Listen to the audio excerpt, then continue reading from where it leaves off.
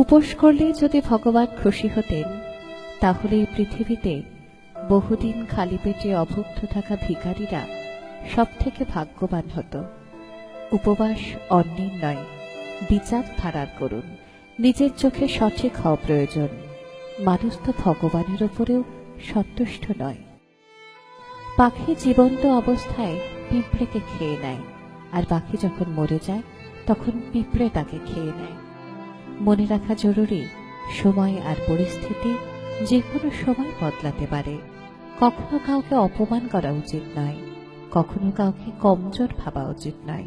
তুমি শক্তিশালী হতে পারো, কিন্তু সময় তোমার থেকেও বেশি শক্তিশালী। একটা গাছের থেকে লক্ষ দেশলাই কাঠি হতে পারে, কিন্তু একটা দেশলাই কাঠি লক্ষ গাছও জ্বালাতে পারে। কোনো মানুষ যতই মহান হোক না কেন, কিন্তু প্রকৃতি কখনোই কাউকে মহান হবার সুযোগ দেয় না। কোকিলকে কণ্ঠ দিয়েছে, কিন্তু রূপ কেড়ে নিয়েছে। রূপ দিল ময়ূরীকে, কিন্তু ইচ্ছা কেড়ে নিয়েছে। ইচ্ছা দিল মানুষকে, কিন্তু সন্তুষ্টি কেড়ে নিয়েছে। সন্তুষ্টি দিল সাধুকে, কিন্তু সংসার কেড়ে নিয়েছে। কখনোই নিজের উপর অহংকার করো না, তুমি তো সাধারণ মানুষ। ভগবান তোমার আর আমার মতো কত মানুষকে মাটি দিয়ে বানিয়ে মাটিতেই মিশিয়ে দিয়েছে। জীবনের কঠিন সত্য, যেটা আমরা বুঝতেই চাই না। মানুষ পৃথিবীতে তিনটে জিনিসের জন্য পরিশ্রম করে: নিজের নাম খ্যাত হোক, নিজের পরিধেয় বস্ত্র সুন্দর হোক, নিজের বাসস্থান সুন্দর হোক।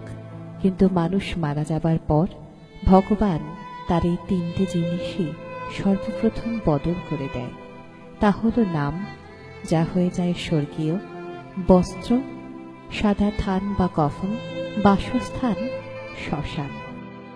শেষ করার আগে সুন্দর কয়েকটি লাইন শুধু তোমাদের জন্য।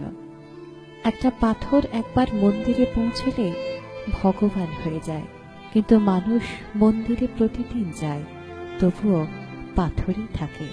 আর এই মেসেজটি ভালো লাগলে সবাইকে, নিজের আপনজনদেরকে শেয়ার করুন।